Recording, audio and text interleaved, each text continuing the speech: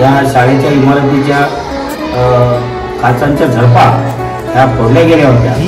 परिवर्तन हेल्पलाईन या संस्थेचे माननीय श्री किरणशेठ ठाकरे साहेब यांची भेट घेतली आणि ह्या परिस्थिती संदर्भात त्यांच्या सदर गोष्ट त्यांना सांगितल्यानंतर त्यांनी या सर्व शाळेच्या 19 झडपांच्या काचा ज्या फुटल्या होत्या त्या सर्व 19 झडपा नवीन बसवून दिल्या।